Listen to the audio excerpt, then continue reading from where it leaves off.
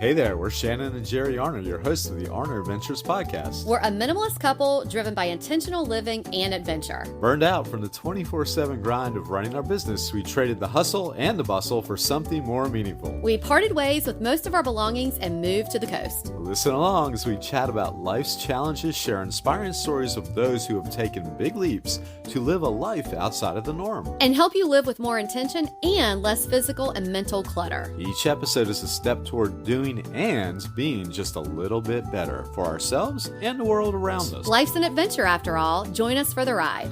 It's the Arner Adventures podcast. Hello everyone, I'm Jerry. And I'm Shannon. We're back for episode 134 of the Arner Adventures podcast. Well, we want to start with, I think, a few thank yous to those of you who have been messaging us, sending us emails, replies to our newsletter about our newly adopted rescue, Echo, because we love sharing information about Echo. We did want to start with that because he does like to make some noises in some of our recordings. We do our best to edit it out as much as possible, but he gets a pass because he's just moving right along through his journey of getting acclimated to our home and really life outside of the clink. Yeah. Hey, and speaking of rescues, today's guest is David Woods Bartley. He used to run an animal sanctuary and has a love of rescues and more specifically deaf dogs, like our Echo. Yep, and we'll get more into that, but David does champion mental wellness and suicide prevention, speaking globally about his experiences, which of course now you know why we wanted to have him on the show. But before we get into the conversation, we do want to let you know that we'll be discussing the topic of suicide and sexual trauma. These are sensitive and important subjects that can be triggering for some listeners. And if you or someone you know is struggling with the thoughts of suicide, we urge you to seek help from a mental health professional or a helpline. In the United States, you can contact the National Suicide Prevention Lifeline at 1-800-273-TALK. That's 1-800-273-8255 for immediate assistance. Or you can use the crisis text line by texting HOME, HOME, to 741-741. Please prioritize your well-being and remember that there is help and hope available. We do hope that you will tune into the special conversation with David Woods Bartley. Well, let's get to the show. We are so excited about our guest. We told you about him already, but now we're going to officially welcome him in. David Woods Bartley. He has overcome childhood trauma and battled severe depression, culminating in a suicide attempt. Now he champions mental wellness and suicide prevention, speaking globally and being recognized as a 2021 mental health champion by the Steinberg Institute. David's mission is to shift public discourse on mental health and empower communities through education and advocacy, something that's really important to us as well. He has presented over 800 times worldwide, including 2 TED Talks focusing on resilience, organizational culture, and leadership and mental health. David, thank you so much for being here. Shannon, it is just I've been looking forward to this for such a long time, and it's finally here. I was like, is Thursday ever coming? You know, that is really sweet. Anyway, so and and Friday, I got a chance to meet Echo. So I know. I'm so happy. So yes, I take this as such. I feel like I'm being welcomed into your family. It's not just like being on a show. It's like it's much more sacred to me. Oh than that. gosh, that's real sweet. I'm glad you feel that way because Jerry always says when we have someone on, it really does feel like we're having them in our home, like having a conversation. So I mean, that's the beautiful thing about technology. So I'm glad that you feel that way because it's so important to us, and our audience knows how important mental health, the topic of mental health and talking about it is to us, because we know that the more you talk about it, the more the less stigma there is surrounding it. And so I know that. Well, yeah, let's sort of get into a little bit of this. I want to first of all talk about, before we got on here, you talked about how important animals are to you, and the Echo, and you said a deaf dog, which Echo is. We just told our audience about him recently. And your dog is laying in a little tiny little bed. the Lexi, who's a rescued pug, Uh-huh. is literally in my lap where she spends most of the day when I'm working. So I type over her. Yeah, sure. So anyway, I mean, David, it's their world. We're just living in it. Shannon, amen. Absolutely. So I'll weave in kind of a little bit of everything. So Yeah. on August 31st, 2011, I tried to kill myself. And I live in Northern California and live about 20 minutes outside of Sacramento. And what I did is I got in my fire engine red, and I emphasize that because even my vehicle was emblematic of the crisis that was in my soul. Mm. I was 48 years old at the time, and I made a short 20-minute drive from where my then wife Deanna and I were living to what's known as the Forest Hill Bridge. Mm-hmm. Now, everybody, of course, knows its more famous cousin, the Golden Gate Bridge, just a couple hours to the west. Mm-hmm. But the Forest Hill Bridge at 730 feet tall is 500 feet further off the ground than its more famous cousin. It's the fourth tallest bridge in the United States, and almost nobody knows about it. No, I didn't. I've never even heard of it. So I parked my vehicle, put my hands on the 10 and 2 position of the steering wheel for just a moment, took a deep breath, opened my eyes, exited the vehicle, and then ultimately made my way to the midpoint of the bridge, turned to my left, and at the time the barrier to the fence really hit me right about the top of my chest, and I pressed my body up against the barrier, put my arms out as far as I could to both to the right and to the left, and then looked down 730 feet to the North Fork of the American River. It takes a body 7.5 seconds to fall 730 feet. And at that point, I'm totally focused on what is this feeling going to be like? But that bridge, like its more famous cousin, has an infamous reputation. Somebody saw me, called 911, and a sheriff's deputy approached me from the left-hand side, and he didn't make contact with me. He made connection with me. And that's a very important distinction because connection, we'll talk about it, connection creates hope. And hope saves lives.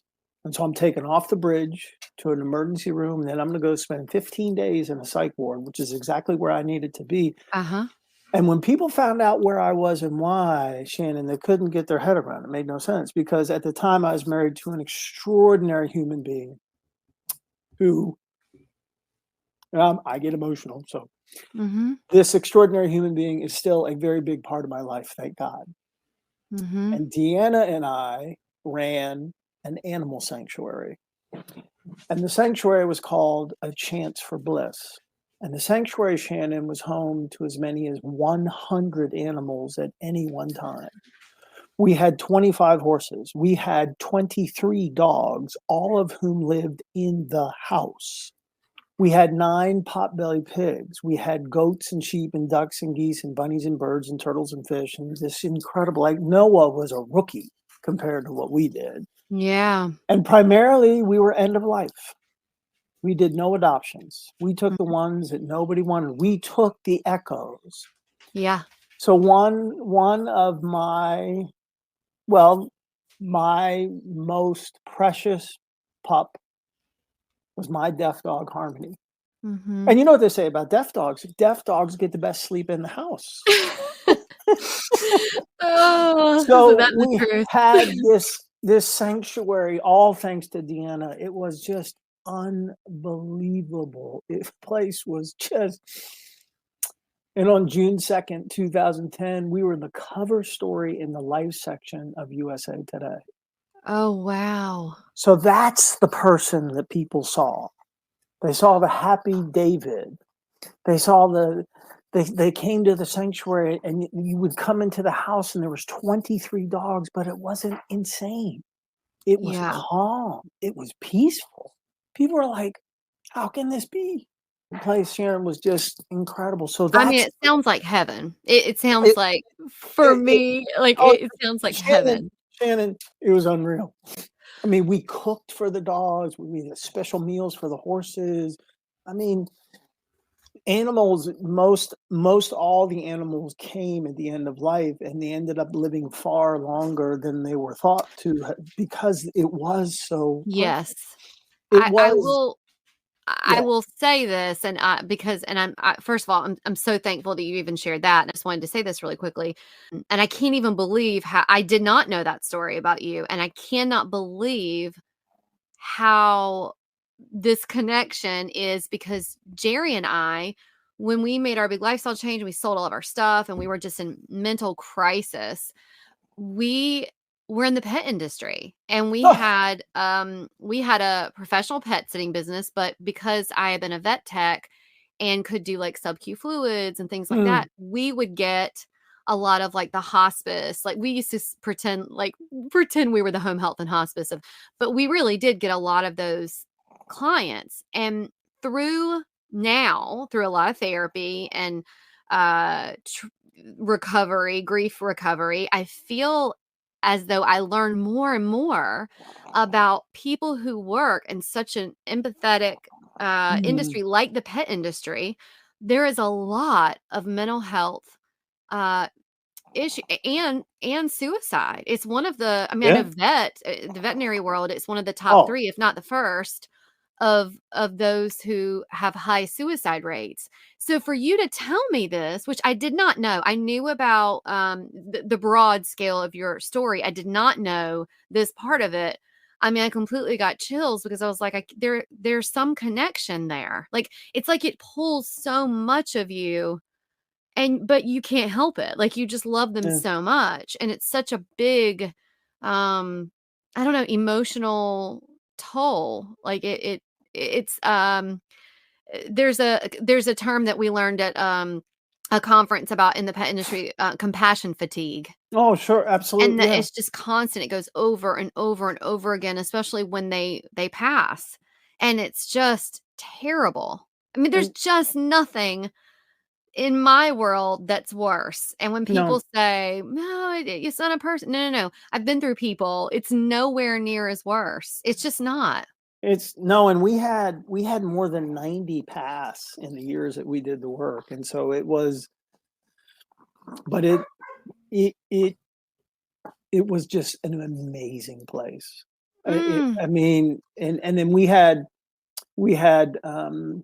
adults with developmental disabilities. They would come and volunteer, and it just, the whole thing was just extraordinary. And yeah.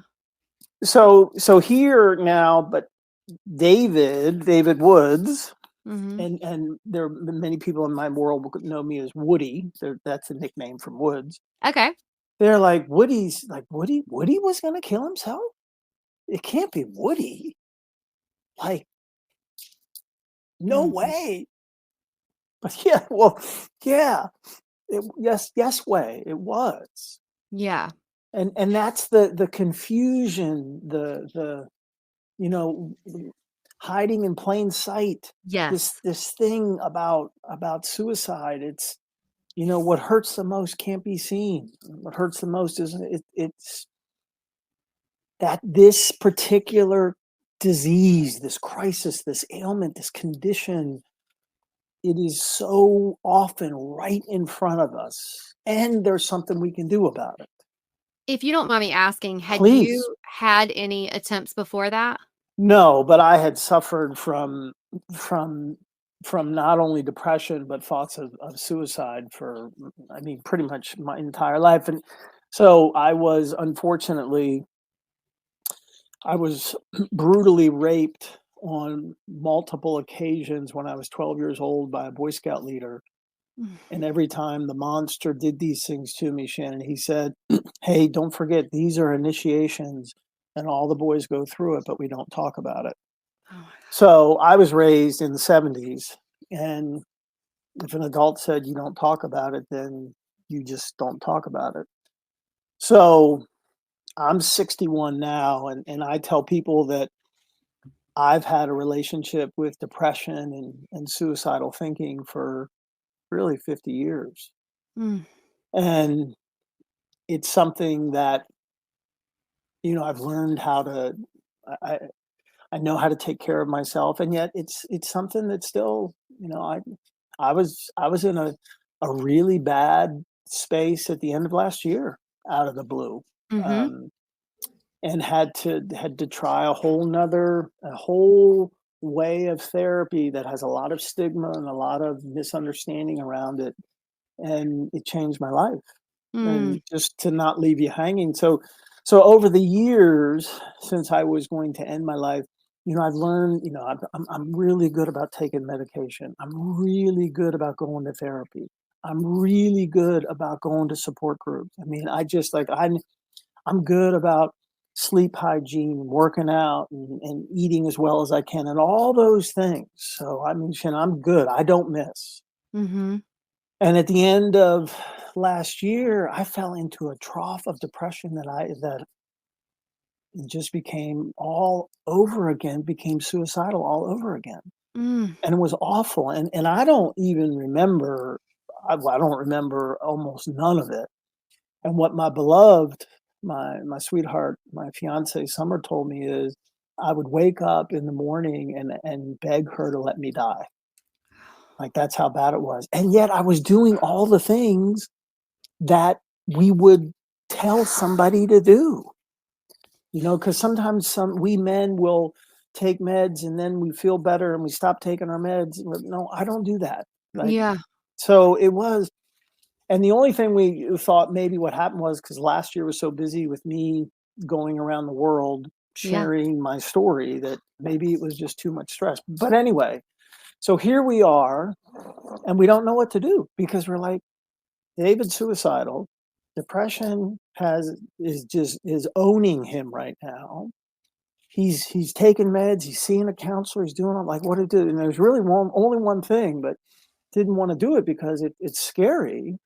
But thankfully, I have a dear friend who's a psychiatrist who gave me great counsel, and he said, "Trust me, this can help." And I did it, and it changed my life.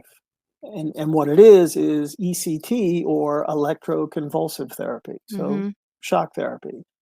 And 31 sessions later, the most recent of which was last Friday, Wow. changed my life. And what I like to say, ECT kicked depression's ass. Mm. Shannon, it is amazing. First of all, again, thank you for sharing that in your transparency. I did not know that they even still did that. But Yes. what is the mechanism as how that works? What you do is you go in and you have an amazing doctor, like I do. Her name is Dr. Marasa. And she puts electrodes around my head. Just they're like little sticky things.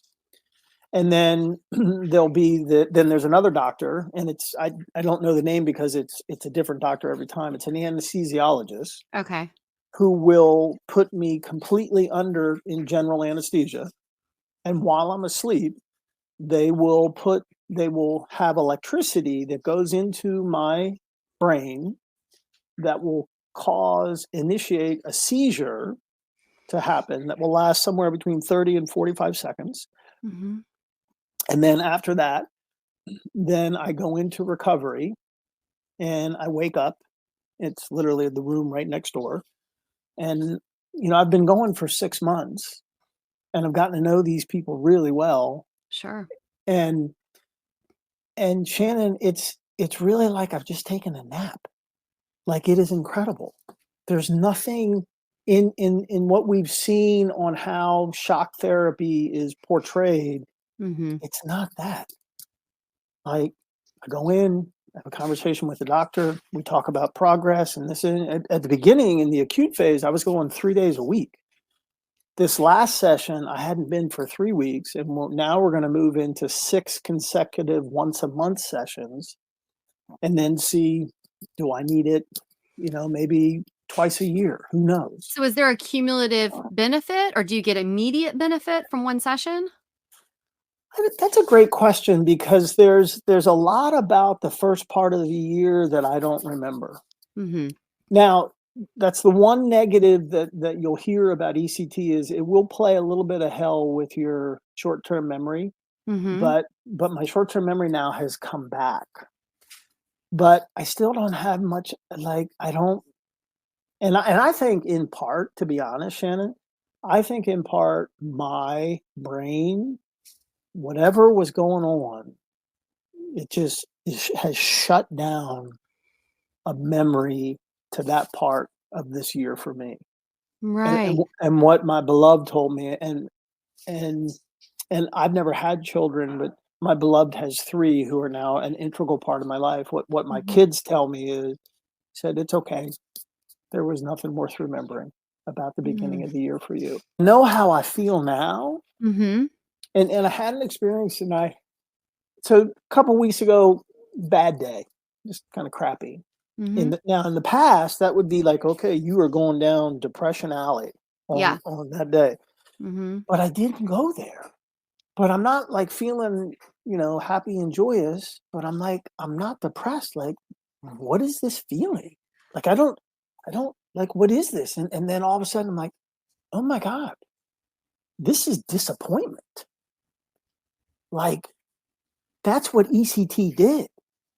Like, I feel disappointed, I don't feel depressed. Ah. That's Shannon.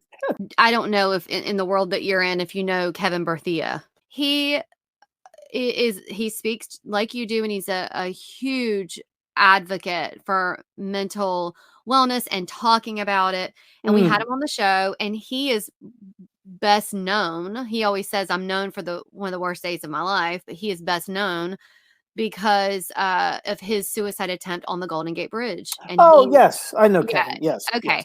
yes. And of course, the picture was one of Time's, pictures of the year of the officer talking to him for, Yep, I think it was 90 something minutes. yep. But when he was on the show, something he said very similar is he said, you said depression alley. It made me think about him saying, depression and the scary that's in your brain. He's like, I'm the mayor of that town. He said, I every I can see day that he gets up, and his mornings, he says, I have to every single morning, I have to say, I am my why. Like, I am my why. I don't have to look for, I mean, that Oh, is his gratitude wow. practice, is just saying, I Oh, I am my like that. why.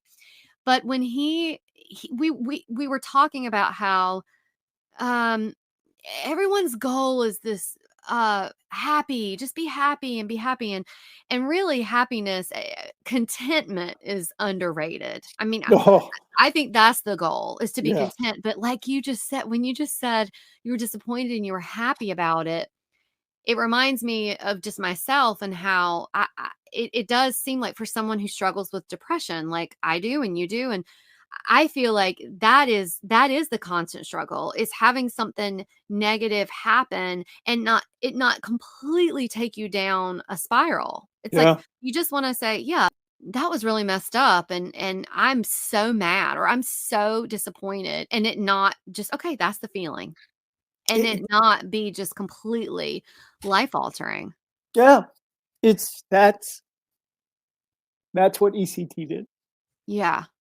It And just think so with yeah, with that, do you have periods of time that you have your bad day, right? Like, everybody sure. does, but like Oh, for yeah. people with depression, it can really get out of hand. Do your bad days, and in the past, did they scare you? Did you have bad days and you're like, "Oh God, where is this gonna go?" Or could you not even recognize it? And now can you have a bad day and say, "Okay, it's a bad day and I may still need another session," or what does that look like for you?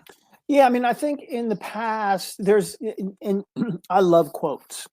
Like, in Mhm. all my talks, I just quotes and definitions. Yeah. I just love them. And there's a quote. David Chang is a famous chef who has his battle with bipolar. And he has this quote about depression that is so spot on. He says this: when you're depressed, you're convinced that everything you think is true. Mm. And I'm like, oh, chef. Yeah. So, I mean, on those bad days, to what the chef said, yeah, you just just Oh, believe that's the so whole true. thing. It just Mhm. the whole thing. And then, and it's interesting because I think some people who have been perpetually suicidal or suicidal for a long time, they talk about, like, it's comforting. And I never had that experience of Mhm. I think what I would say is it's familiar as Mhm. opposed to comforting. It's Mhm. it and it would probably be because I would want because of course what Kevin lived with, what I live with, what others, way too many people live with, it's all feeling based. Yeah. And the feelings, this is my opinion. I have no initials past my name. Mhm. Feelings first, thought second. So it's this foundation, it's the environment upon how are you feeling on at a particular Yes. moment is going to in my experience is then that's going to create the optimal environment for a certain type of thought to happen. Mhm. So I feel like shit, Yeah. those are Yeah. not going to be good thoughts. And then Yeah. the third part in that is sequence, and then there's action. So feeling, thought, action. So then the action on August 31st, 2011 was finally drive to the bridge. There had been thought about all different types of ways, but that for me was there's no way I'm going to survive a 700-foot drop. That ain't going to happen. Mhm. You, you, Up until that point, had you voiced that to anyone? no, I hadn't to my beloved at the time, Uh-huh. my former wife, but it had been I had, I've probably thought about killing myself. I mean, probably 100,000 times. I mean, literally is just, I mean, the Yeah. number of, Just the just, ideation was always there. yeah. And now, and and I'm gonna go back to ECT Mhm. because now there can be a very frustrating day, a very disappointing day, and I won't think about killing myself. Yeah. That's a, that is No, just, of course that it is is. a huge shift.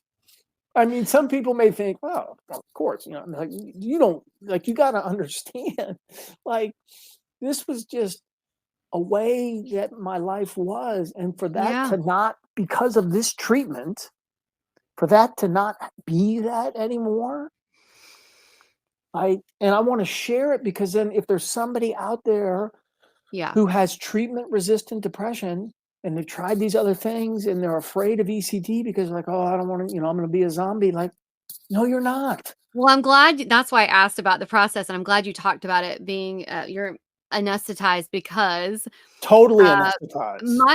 my whole thought process is, and probably a lot of people is, I know this is a whole other story. My dad was in the Hemingway Lookalike Society in Key West for a number of years.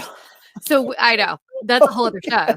That's a whole other show. Oh But my we know a lot of I feel like we're all experts on Hemingway. And so everything I have read sort of talks about how in the end of his life that he went through a lot of shock therapy.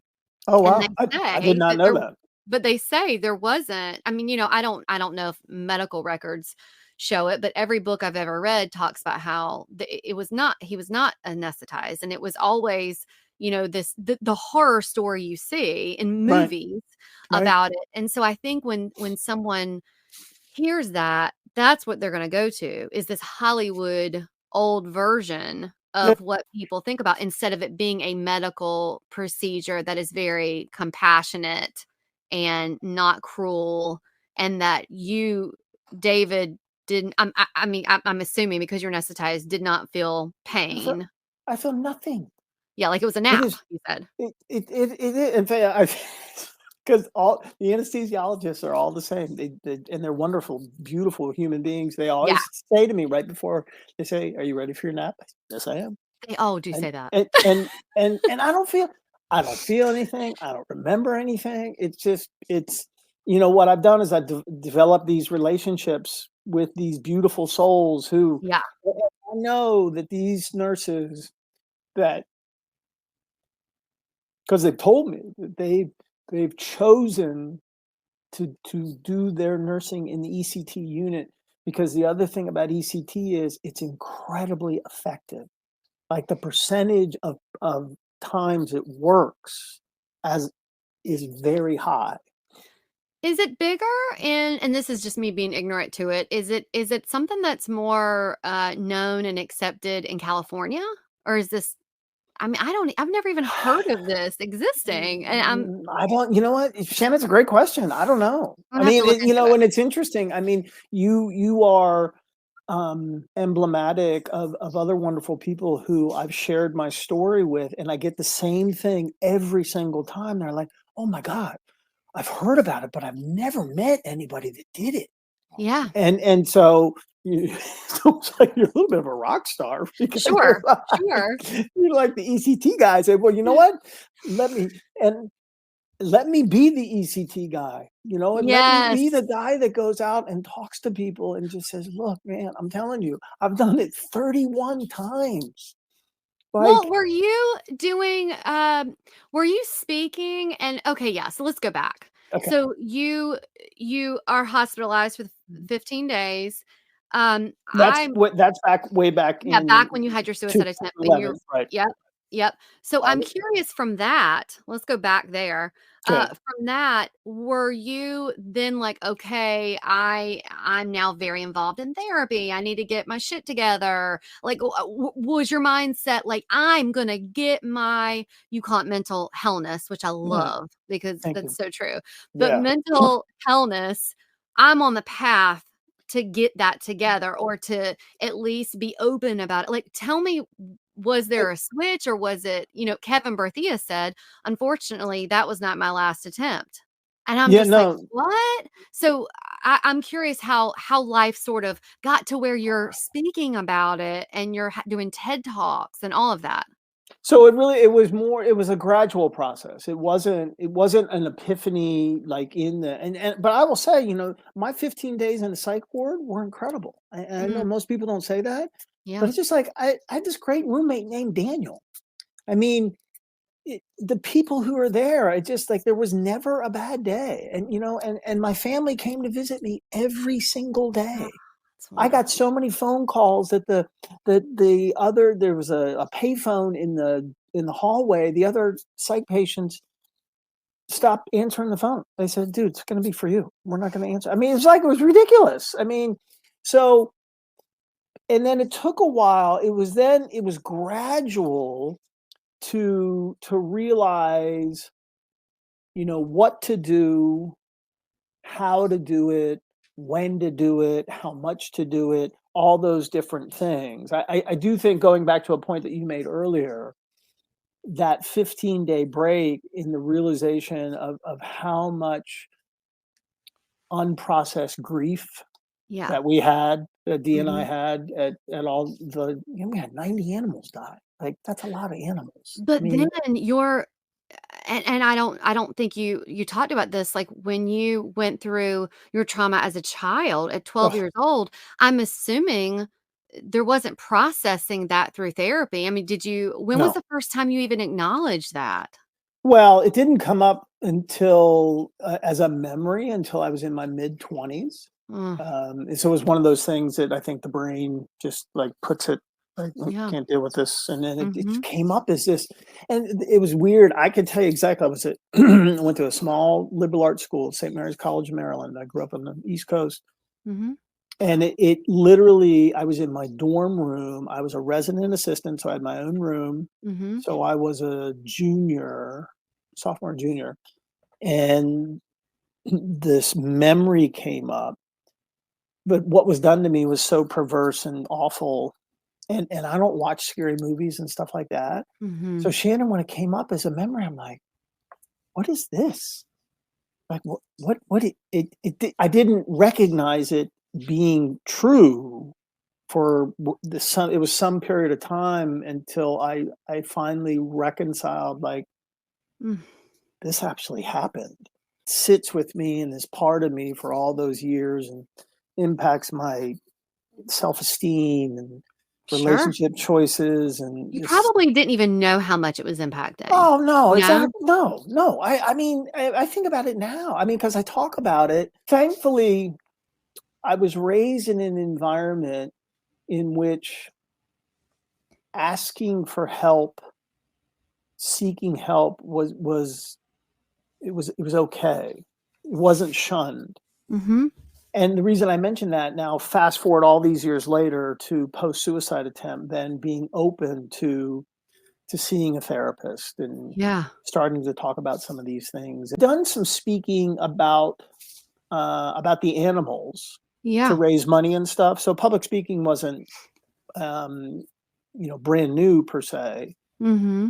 But then there was I laugh because I remember I don't remember who it was, but somebody asked me to talk about my experience with mental illness.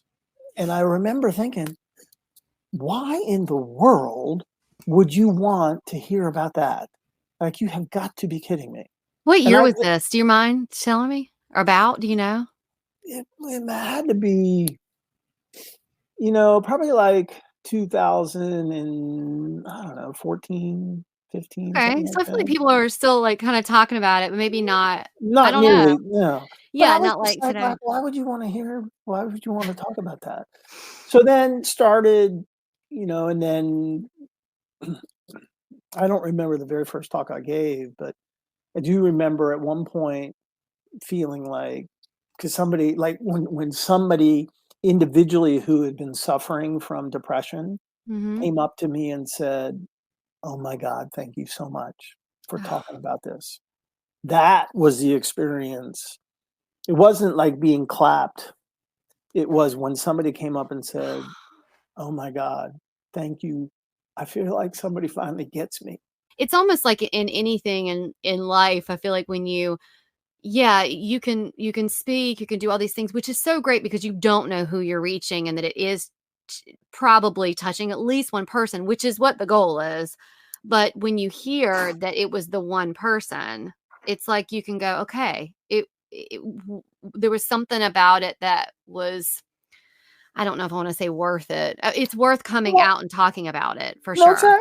and I think, I mean, for me, so Shannon, for me, it's like I want there to be one person in the audience who goes into the talk and doesn't really understand depression or doesn't understand why somebody would end their life, and at the end of it, they're like, "Wow, you know what?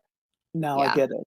And then I want there to be one person who has suffered in a similar way to me to feel like they were to feel like somebody spoke their pain.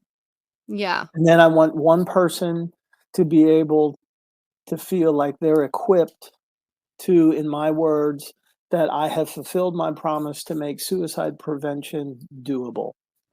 Because I think what happens is we think, well, what could I do? And there's a quote that I use from an extraordinary human being. His name is Dr. Drew Ramsey, who's a psychiatrist and a clinical professor at Columbia, and he's a farmer, and he's all the author.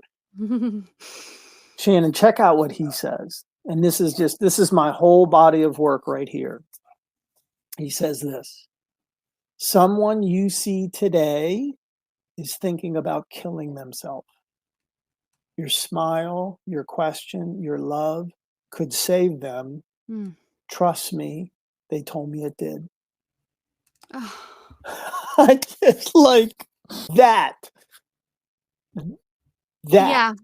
that, that's, Yeah. and so what I teach is in the smile and the question and the love is recognition, understanding, and expression. And I implore people in my talks, become great at remembering people's names.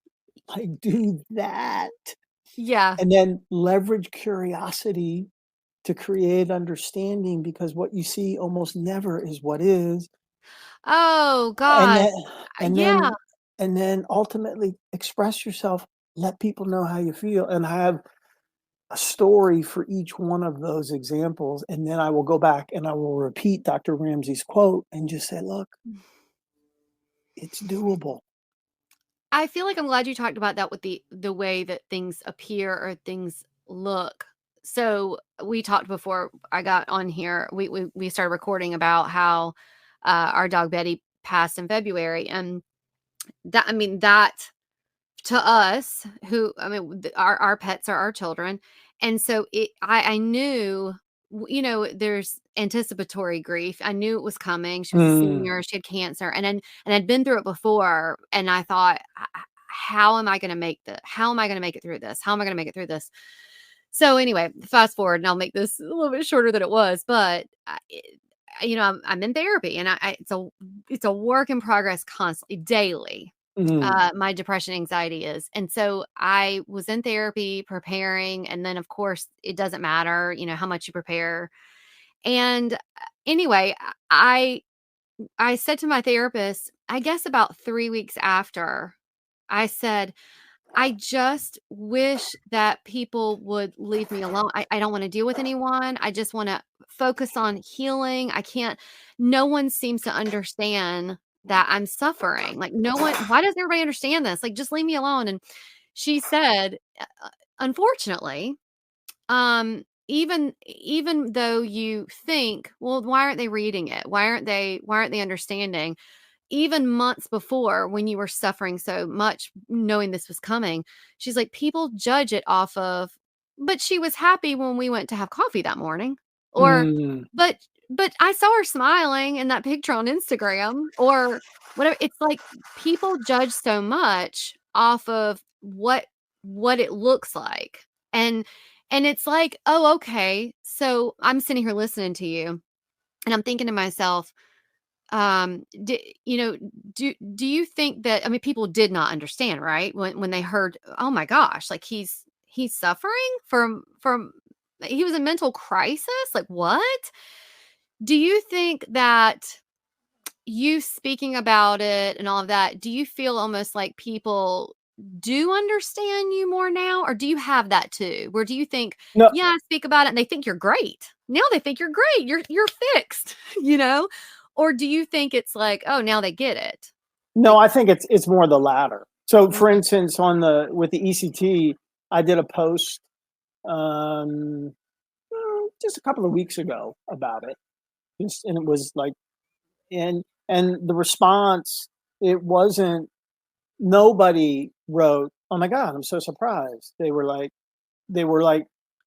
and I don't take this like I'm anything special. They Many people were like, "Wow, thank you so much for talking about this." mhm. Um, and then the other comment was, "You know what? We love you, praying for you." So I didn't get. That's great. There were no surprises. I think that I'm supported so wonderfully and have been mentored in such a way that I let people know how I'm doing and my Mhm. ongoing challenges, that people understand that it's still something that I deal with. What would you say and I know you speak a lot, so I'm sure that you're asked this. I mean, it's wonderful you have support. What would you say to someone who is maybe listening to this and they feel like they don't, or maybe they've never even talked to anybody about that they are struggling mentally? Like, what kind of advice do you give to someone like that? I think it is the most important thing to do is to share your story. Hmm. Is you gotta let out that pain. There's a quote, I don't know who it's from, that says, "To not have your suffering recognized is an almost unspeakable form of violence." Oh. So all of that you're holding inside, it will kill you, Hmm. because e oftentimes all you need someone to say is like, "Oh, dear God, I am so sorry that you're suffering." Yeah, And that in and of itself can be like, "God, thanks," you know? just But acknowledging it. Yeah. yeah, set the parameters of the communication. And here's what I'm saying is, let's say it's somebody, maybe they're not your bestest friend, but they're, someone, just say, "Hey, you know what? I have something that I gotta share with you, and I just need you to listen. I'm not Yeah. looking for input, and I'm not looking for advice. Not that what you have wouldn't be good, but right now I just need you to listen." Right. You Ju don't need to just have the perfect thing to say Exactly, to like, respond. just set it up that way, and then just dump. That's Let it such out. great advice. Let That's it such great out. advice. And it's Maya Angelou talks about like the burden of an untold story. Mm-hmm. It's just Simon Sinek talks all about, Yeah. Brene Brown does these just like, man, I just got to get it out. And then you're helping yourself, but then you're also helping the person. So it's like this full circle moment that you don't even. And I feel like too, a lot of times what is being said to someone, I feel like that you're saying it, but oftentimes they've struggled themselves, and they're like, Oh, that's right. oh, okay, Exactly. yeah, no, I can talk about it. Well, Yeah. you and I, and our love for Deaf Dogs, for Echo and Yeah. Harmony. It's Yeah. just, yeah, and just, the great quote about listening. I don't know who said it. It's brilliant. It says, "Our listening creates a sanctuary in the homeless parts in another person." Mm-hmm. So you have this, this just like, hey, man, I just need you to listen. Yeah. I just got to let this stuff out. Could you do that for me, please? And I said, Yeah. yeah, yeah, absolutely, brother, no problem. And then, poof, that's it. Let's say you have a magic wand and you're like, okay, perfect world. You continue your advocacy, Hmm. and what are your hopes for whether it's you're advocating for the reduction of mental illness and maybe people taking care of their mental wellness or Yeah, suicide prevention? What is it that your goal is through all your advocacy? it would be for fewer people to make that fateful decision, Mm-hmm. and and they make a different choice because of what someone else has done for them. Mm, And it could be just a simple thing, just a smile. You yeah. know, it could be that, like, asked a question and all of a sudden I'm able to tell a story, Yeah. or I tell a story that until 3 years ago, August 31st of every year was the worst day of the year for me. So I hate, and that was the day that I was going to kill myself. Mm, So I go to the mailbox and there's this envelope and has my name written on it and there's no return address, and I'm in a pissy mood. And I rip it open, and it's a card, and it says "Advice from a Glacier." It has a picture of a glacier, and this is advice from a glacier. Carve your own path. Go slow. Whatever. Like, I could, like, give a flying. So I mean, I am just so pissed off. Like, how dare whoever? And I'm gonna yeah. throw it away. But thank God I don't. I open it up, and in huge crayon letters, it says, "Happy today." Ah, And it's who is it from? from my incredibly great friend who just texted me the other day, named Greg, who knew August 31st was going to be a tough day. It's the And, people who remember those days and you're just like, "How did you even remember that? Like, how did right. you?" I know. So it goes back. My hope would be is everybody realizes and knows Dr. Ramsey's quote. Mhm. Someone you see today is thinking about killing themselves. Your smile, your question, your love could save them. Trust me, they told me it did. Yeah. We're all struggling. We We are are. all struggling, and we don't do enough, um, outward inquisitive conversations about how are you doing like, tell me, how are you doing really? Like, how are There's you doing, you know?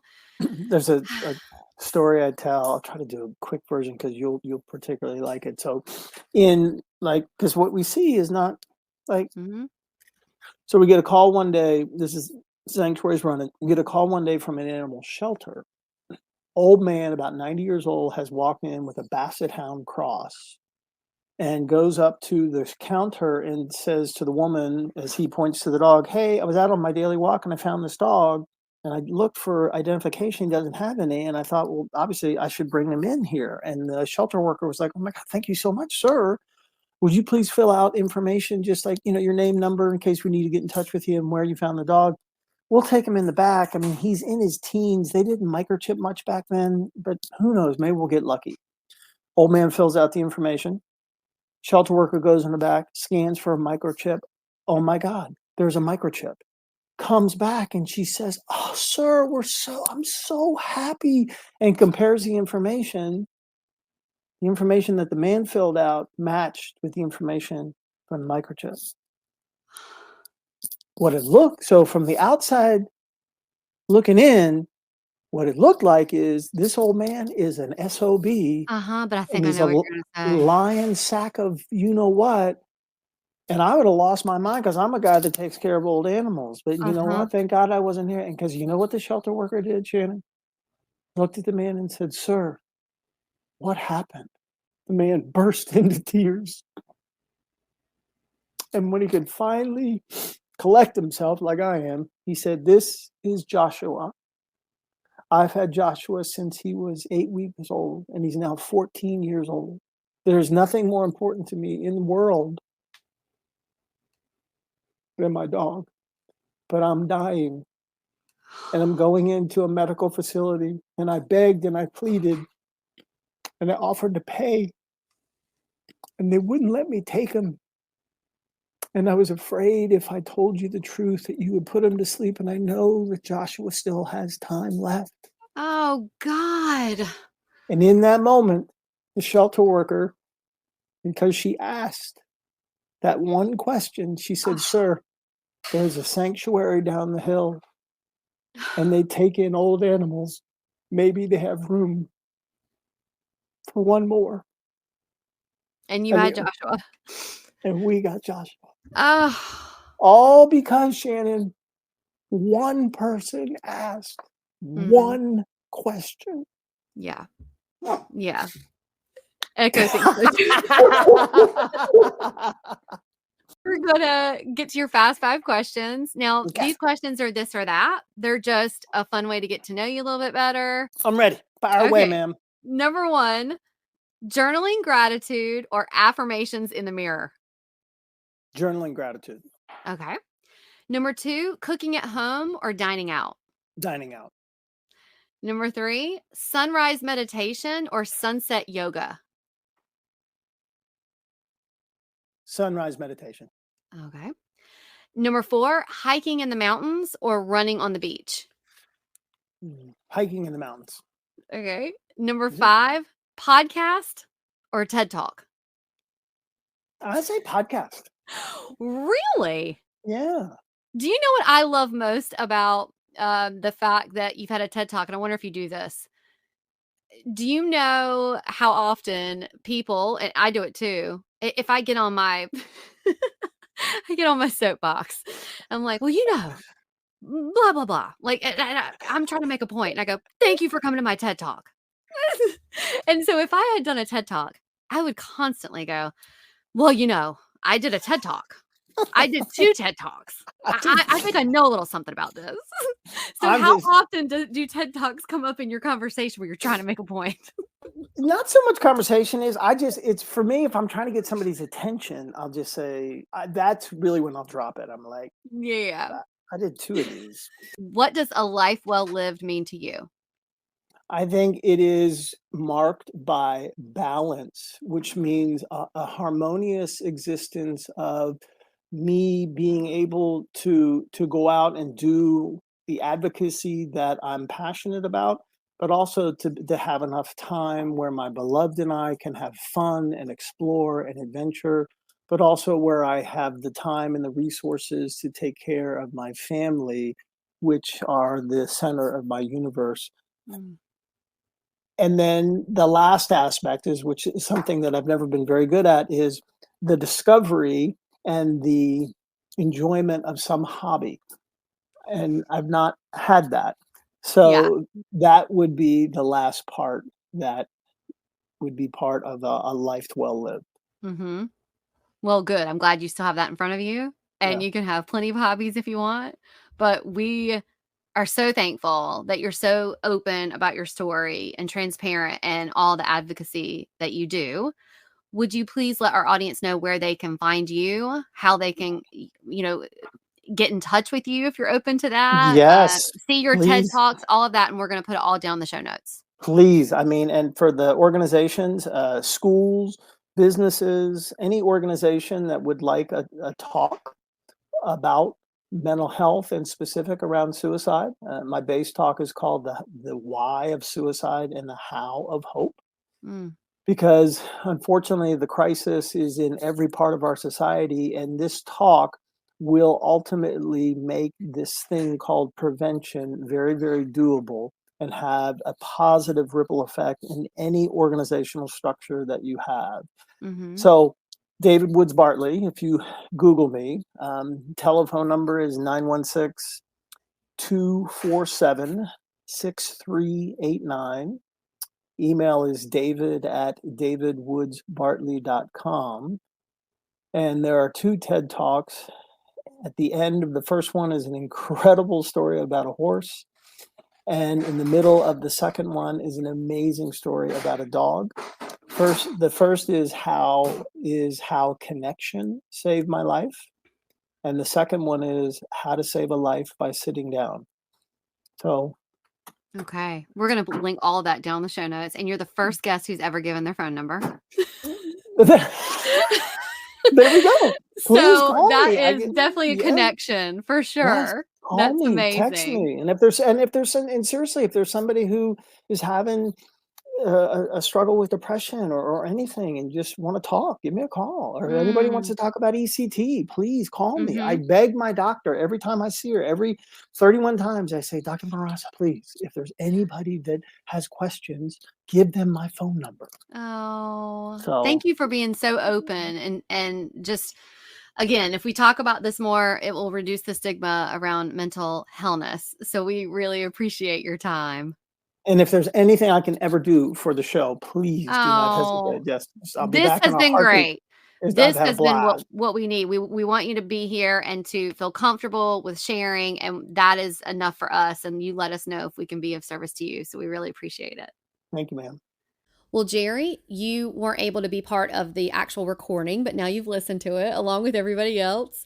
And I'm curious as to what you took away from the conversation.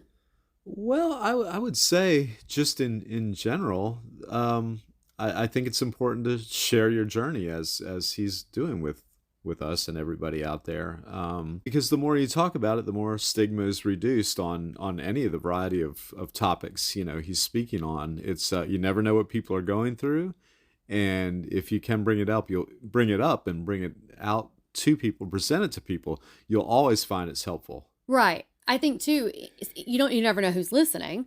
Right. And so when someone's listening and they go, oh my gosh, I'm not alone in this. I feel like that there's not a whole lot when it comes to emotional feelings or mental, or as he calls it, mental hellness, to mental wellness. I feel like there is just about nothing that someone is feeling that they're the only one feeling it.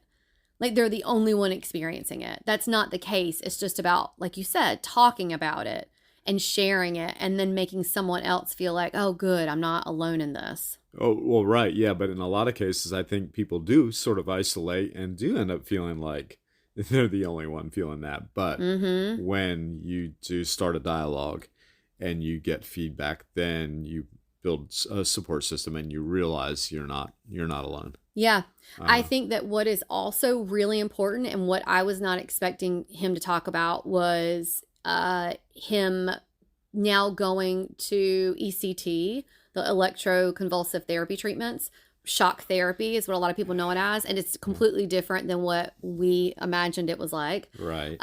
But I'm glad he talked about it too, because if someone had said to me, and I try not to judge when it comes to mental wellness, is if somebody said, oh yeah, why doesn't someone consider shock treatment? I sort of in my head was considering it as this barbaric therapy that probably doesn't even exist anymore. And so when he was talking about, no, it's more like almost like a surgical procedure, the way that they anesthetize you. But anyway, I just love that if someone heard that and knows that it exists. And the other thing, I mean, there's so much, but the other thing I loved is what brought him to that was that he admitted, I was doing all the right things. Like he was taking care of his mental health, practicing self-care, all of the things, and depression came back in, and I mean hardcore. And he has no idea why. He doesn't know what triggered it. Who knows? It's not like these things have explanations a lot of the time, but that it made him, like, even if you're doing all the right things, it can still happen because, you know, you're suffering. Yeah, and that must have been debilitating to him. And I would see why then you would say, what's the next step? And he found the shock therapy. Yeah. But I think the biggest thing and why we wanted to have David on the show was because he is so open and authentic and is willing to share his experiences. And if you heard this and you are interested in more information about ECT, he welcomed you reaching out. We're going to put all that information down in the show notes. And we just hope that this is beneficial to you or to anyone. And if you feel like that there's someone in your life that can benefit from this, please send this episode to them, because again, you never know who's listening. You never know who needs to hear it. And it's so important to talk about mental health, period. Well, yeah, it sure is. And I mean, I think we know it was beneficial to us. So I think we know it will be beneficial to a lot of people. If this episode resonated with you, or if you know of someone who would benefit from what we talked about, please share it with a friend. It's a great way of supporting the podcast, and we really appreciate it. Another way of supporting the pod is by leaving us a 5-star review or rating on the platform you are listening to us on. And go ahead and hit that subscribe button. That also supports us. You can always find us, the show notes, and sponsors who support the podcast at arneradventures.com. And until next time, enjoy the journey you're on. We're wishing you lots of adventures. Bye-bye.